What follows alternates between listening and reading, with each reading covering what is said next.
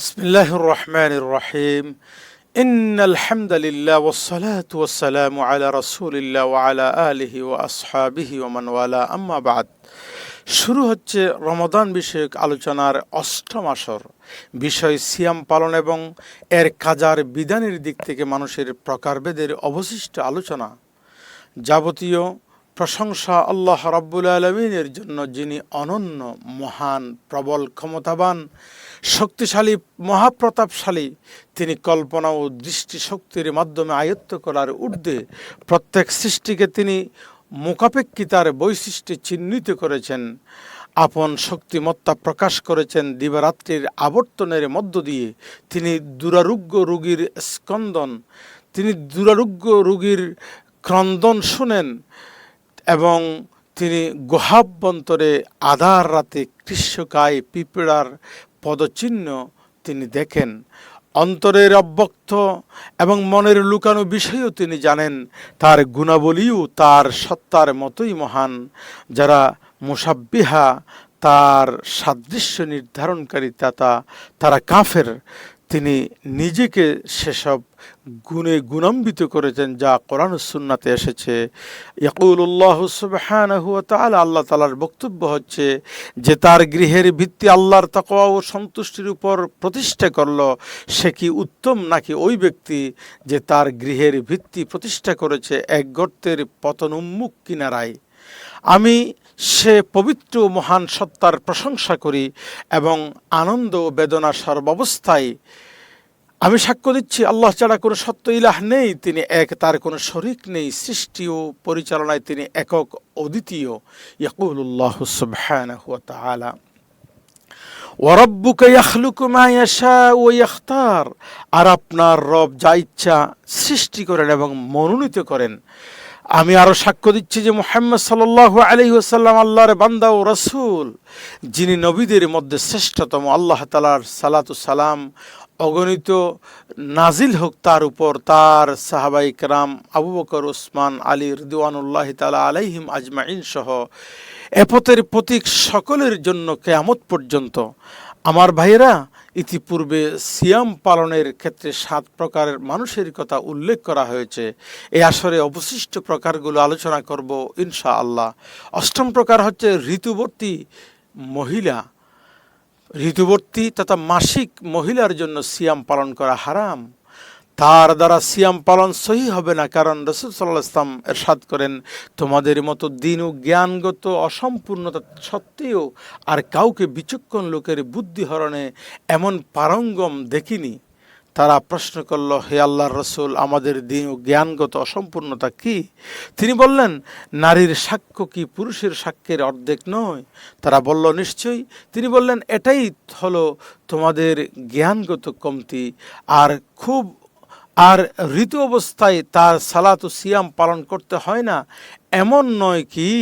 তারা বলল, তিনি বললেন, হ্যাঁ, এটাই হলো দিনের কমতি। হায়েজ হলো প্রকৃতিগত রক্তক্ষরণ, নির্দিষ্ট কয়েক দিনের জন্য যা নারীদের নিয়মিত হয়ে থাকে।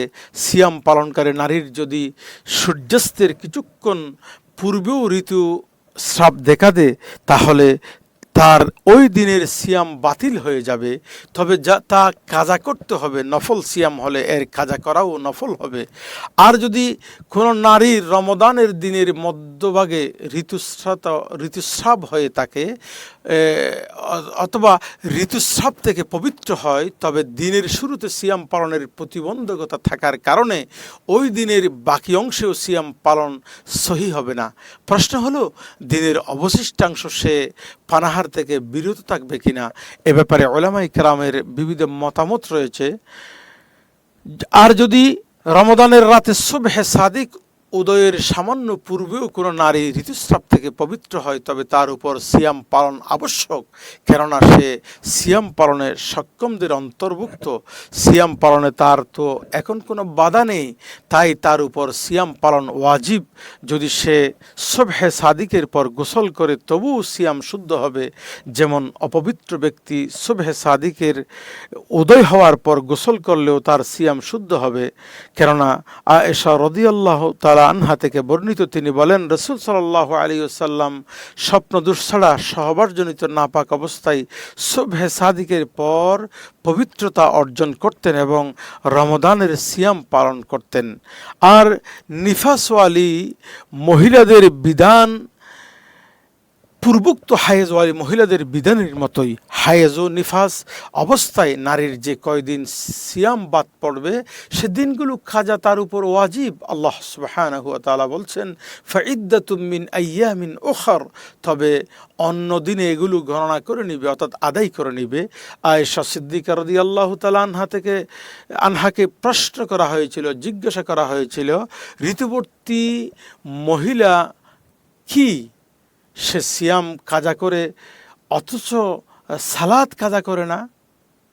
উত্তরে তিনি বললেন, তুমি কি হারুরি অর্থাৎ খারেজি সম্প্রদায়ভুক্ত?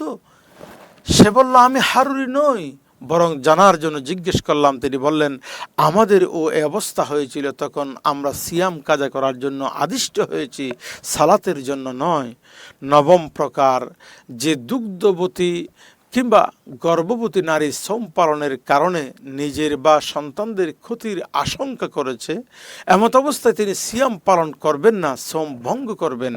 আনাস ইবনে মালিক রাদিয়াল্লাহু তাআলা আনহু বলেন, রাসূল সাল্লাল্লাহু আলাইহি ওয়াসাল্লাম ইরশাদ করেছেন, আল্লাহ তাআলা মুসাফিরদের সালাত অর্ধেক করেছেন আর গর্ভবতী স্তন দানকারিণী ও মুসাফির থেকে সিয়াম শিথিল করেছেন। যে কয়দিন তারা সিয়াম ত্যাগ করেছে শুধুমাত্র ওই সিয়ামগুলো কাজা করা আবশ্যক। যখন তাদের জন্য কাজা করা সহজ হয় এবং শঙ্কা দূর হয়ে যায় তখনই তারা কাজা করবে। যেমন অসুস্থ ব্যক্তি যখন সুস্থ হবে তখনই কেবল তারা কাজা করবে।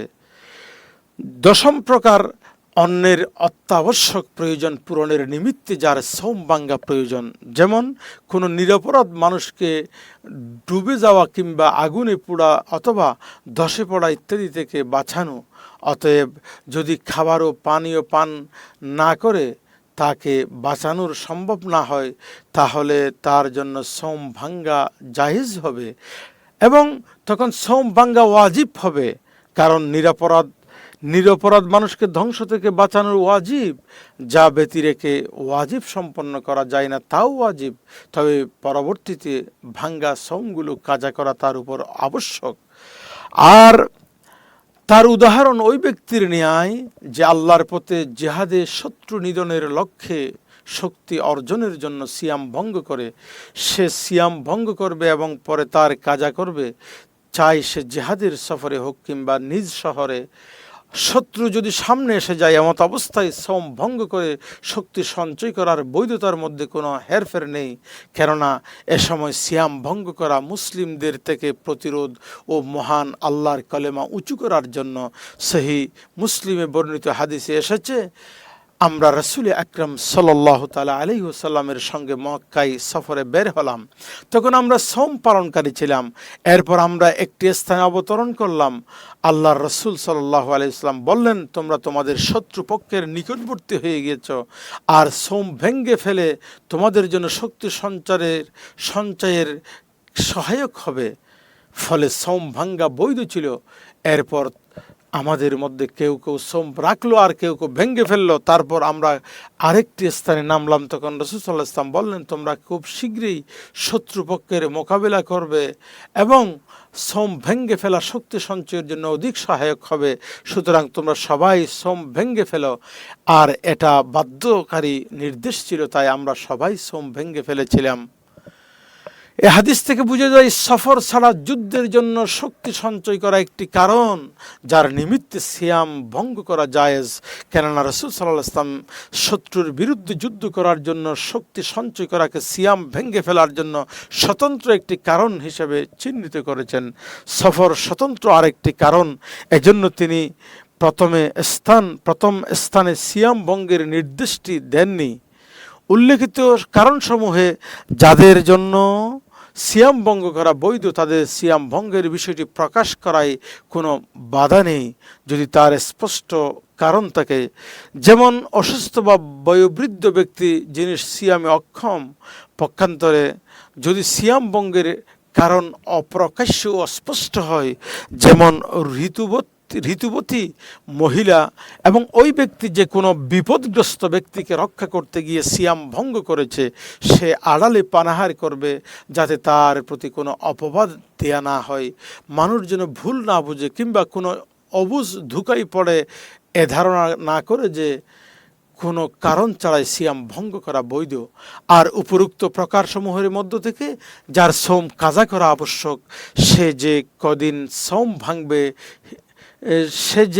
সোম ভাঙবে হিসেব করে তার সোম কাজা করে নেবে। কারণ আল্লাহ জাল্লা ফিউলা বলেন, ফাইদ্দাতুম মিন আইয়ামিন উখর, তাহলে ওই ব্যক্তির জন্য অন্যান্য দিনের এই রোজাগুলো পূরণ করে নেবে, অর্থাৎ সংখ্যা পূরণ করে নেবে।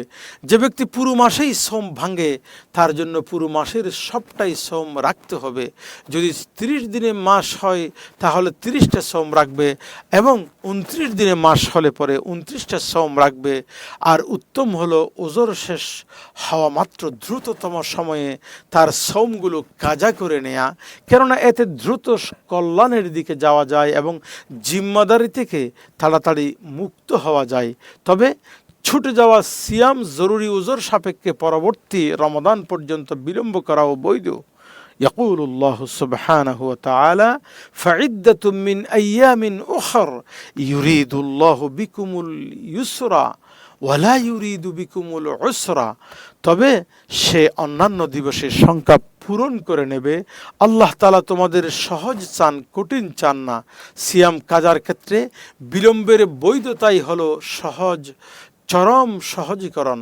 তাই যদি কারো উপর রমজানের 10 দিনের সিয়াম কাজা হয়, তাহলে পরবর্তী রমজানের আসার আগ পর্যন্ত 10 দিন পূর্ব পর্যন্ত বিলম্ব করা তার জন্য জায়েজ। তবে কোনো ওজর ছাড়া দ্বিতীয় রমজান পর্যন্ত বিলম্ব করা বৈধ নয়।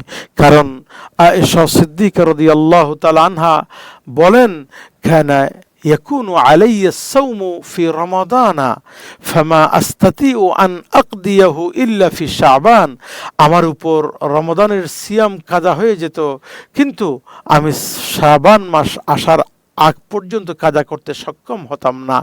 তাছাড়া দ্বিতীয় রমাদান পর্যন্ত বিলম্ব করলে তার দায়িত্বে অনেক শ্রম জমা হয়ে যাবে, ফলে কখনো সে তা পালন করতে অপারগ কিংবা মৃত্যুর কুলে ঢলে পড়তে পারে। আর শ্রম যেহেতু এমন ইবাদত যা বারবার আসে, তাই প্রথমটিকে বিলম্ব করে দ্বিতীয়টির সময় পর্যন্ত পৌঁছিয়ে দেওয়া জায়েজ নয়, যেমন সালাত। আর যদি কারো ওজর ও মৃত্যু পর্যন্ত বহাল থাকে, সে এই সিয়াম কাজা করতে ব্যর্থ হয়, তাহলে তার উপর কিছুই আবশ্যক হবে না। কেননা আল্লাহ তাআলা অন্য সময়ে কাজা করাকে আবশ্যক করেছেন, যা তার পক্ষে সম্ভব হয়নি। তাই তার থেকে সিয়াম ওই ব্যক্তির মতো রহিত হয়ে যাবে যে রমাদান মাস আগমনের পূর্বেই মারা গেছে, ফলে তার উপর সিয়াম আবশ্যক হয়নি। তবে সে যদি কাজা করতে সক্ষম হয় কিন্তু অলসতা হেতু কাজা না করে মারা যায়, তাহলে সে সকল সিয়ামের কাজা বা মৃত্যু ব্যক্তির সুযোগ ছিল তার উত্তরাধিকারীগণকে সে সকল সিয়ামের কাজা করবে। কারণ রাসূল সাল্লাল্লাহু আলাইহি ওয়াসাল্লাম বলছেন, মান মাতা ওয়া আলাইহি সিয়ামুন সামা আনহু ওয়ালিজুহু, যে ব্যক্তি সিয়াম আদায় না করে মারা যাবে, তার অলি তথা উত্তরাধিকারীগণ তার পক্ষ থেকে সিয়াম আদায় করে নেবে। অলি হলো তার ওয়ারিশগণ অথবা নিকটবর্তী আত্মীয়গণ। আর তাই তার অলি বা আত্মীয়বর্গের মধ্য থেকে যদি একদল লোক একই দিন তার পক্ষ থেকে সিয়াম আদায় করে, তবে তাও বৈধ হবে। ইমাম বুখারী রাহিমাহুল্লাহ বলেন যে হাসান বসরি রাহিমাহুল্লাহ বলেছেন, যদি তার পক্ষে 30 জন লোক একদিনেই সিয়াম পালন করে তাহলে তার জায়েজ হবে। প্রিয় ভাইয়েরা, এই হলো সিয়ামের বিধানের ক্ষেত্রে বিভিন্ন শ্রেণীর মানুষের অবস্থা।